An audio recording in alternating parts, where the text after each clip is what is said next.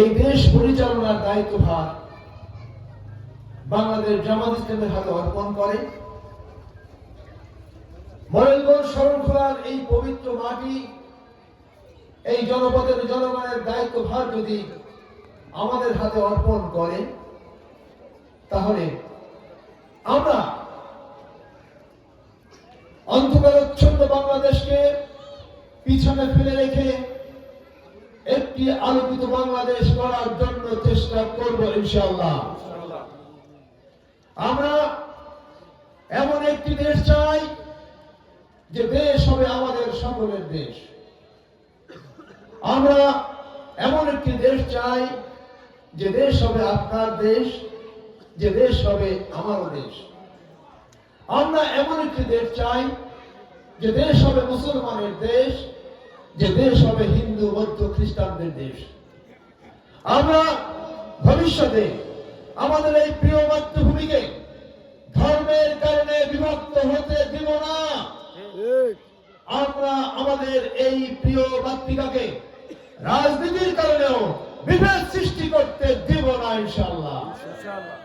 আমরা অঙ্গীকার করছি, এই জনপদের মানুষ যদি মডেলগঞ্জ শরণখোলার মানুষের দায়িত্ব অর্পণ করে আমাদের উপর, তাহলে এই জনপদের প্রতি ইঞ্চি মাটিকে আমরা নিরাপদ রাখবো ইনশাআল্লাহ।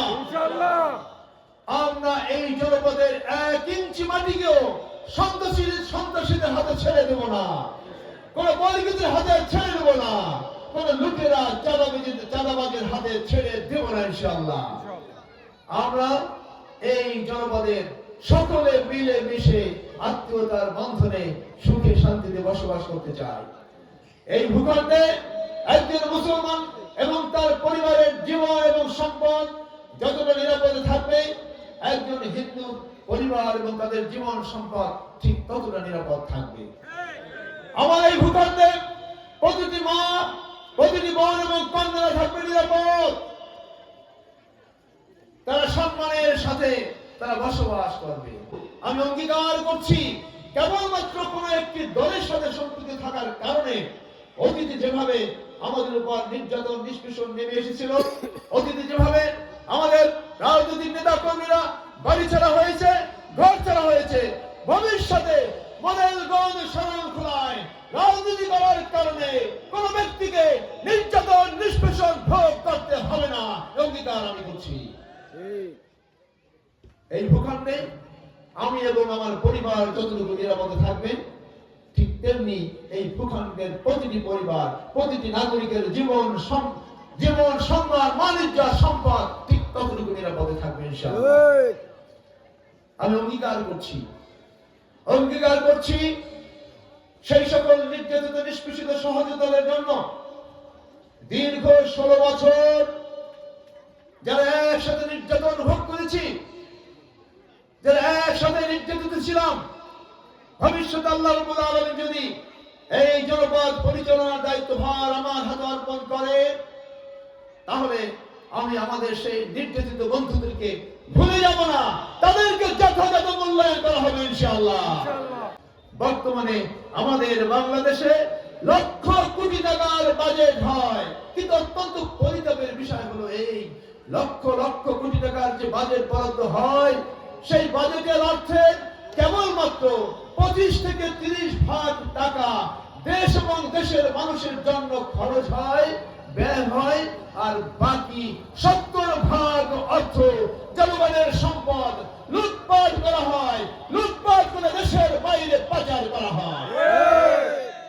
আমরা অঙ্গীকার করছি, বাংলাদেশ জামাত ইসলামী একমাত্র দল যারা দলগতভাবে এবং ব্যক্তিগতভাবে সকল ধরনের দুর্নীতি থেকে মুক্ত, যেটা বারবার প্রমাণিত হয়েছে। সম্ভব একটি দুর্নীতি মুক্ত, শতবার দুর্নীতি মুক্ত একটি দেশ গঠন করা। সুতরাং ভবিষ্যতে যদি আমরা দুর্নীতির ব্যাপারে 0 টলারেন্স গ্রহণ করি, তাহলে বাংলাদেশের সেই যে লক্ষ লক্ষ টাকা লুটপাট করা হবে না, সেই টাকা বাংলাদেশের মানুষের কল্যাণের জন্য ব্যয় করা হবে। ফলে কি হবে? ফলে 2 থেকে 3 বছরের মধ্যেই বাংলাদেশ হবে পৃথিবীর মধ্যে অন্যতম শ্রেষ্ঠ অর্থনৈতিক শক্তির দেশ ইনশাআল্লাহ হয়। সেই লাভ অর্জনের জন্য কাজ তো কেউ একা করবে না, একা করবে। আমি আপনাদের কাছে জানতে চাই, সংগ্রামে চিংড়াখালীবাসীর কাছে জানতে চাই, ন্যায় এবং অন্যায়ের যে লড়াই, যে দ্বন্দ্ব, সেই ন্যায় এবং অন্যায়ের লড়াই, সত্য মিথ্যার দ্বন্দ্ব চিরন্তন। আমি আপনাদের কাছে জিজ্ঞাসা করতে চাই, ভবিষ্যতে চিংড়াখালীর মাটিতে, মনিরগঞ্জের মাটিতে, সাভারখোলার মাটিতে ন্যায় ভিত্তিক সমাজ কাঠামো প্রতিষ্ঠার জন্য, অন্যায় অত্যাচার দূর করার জন্য, ইনসাফের সমাজ প্রতিষ্ঠা করার জন্য আপনারা সকলে কি দল মত নির্বিশেষে, জাতি ধর্ম নির্বিশেষে আগামী নির্বাচনে দাঁড়িপাল্লা মার্কাকে বিপুল ভোটের ব্যবধানে বিজয়ী করে এই মাটি সহ সারা বাংলাদেশে ন্যায় ভিত্তিক সমাজ কাঠামো প্রতিষ্ঠা করার জন্য সংগ্রাম করতে, চেষ্টা করতে, লড়াই করতে রাজি আছেন কিনা বলে? আমি আপনাদের সেই আব্দুল আলিম, আমি অধ্যাপক আব্দুল আলিম, পরবর্তীতে অধ্যক্ষ আব্দুল আলিম, এখন দাঁড়িপাল্লা মার্কার নির্বাচনের প্রার্থী হিসেবে আপনাদের সামনে এসেছি। সম্মানিত ভাইরা আমার, আমি আপনাদের কাছে পঠিত আব্দুল আলিম, আমি পাঠযোগ্য আব্দুল আলিম, আমি পোস্টকার্ডে লেখা একটি খোলা চিঠির মতো আব্দুল আলিম। আমি ইনভিলাপের মধ্যে বদ্ধ কোনো চিঠির নাম নই। আমি আপনাদের কাছে উন্মুক্ত। আমার ব্যক্তিগত জীবন, আমার সামাজিক পারিবারিক জীবন সবই আপনাদের কাছে খোলা চিঠির মতো, যেটা সহজেই পাঠযোগ্য। সুতরাং আমি বলবো না যে আমি খুব ভালো, আমি কতটুকু ভালো কতটুকু মন্দ সেটা তো আপনারাই বলবেন, যেহেতু আপনারা তো আমাকে পাঠ করতে পারবেন। আমি তো আপনাদের কাছে পঠিত আব্দুল আলিম। সুতরাং আমি অঙ্গীকার করছি আপনাদের ভাই হিসেবে, আপনাদের সন্তান হিসেবে এই মাটিকে নিরাপদ রাখার জন্য আমি আপনাদের সুখে দুঃখে অতীতে যেভাবে ছিলাম, ভবিষ্যতে আমি স্পট কঠিন দিনে দাঁড়িয়ে আপনাদের নিরাপত্তার জন্য আমার সকল সহযোদ্ধা সহকর্মীদের সাথে নিয়ে, আপনাদের সাথে নিয়ে আপনাদেরকে নিরাপদ রাখার জন্য আমি অঙ্গীকার করে গেলাম।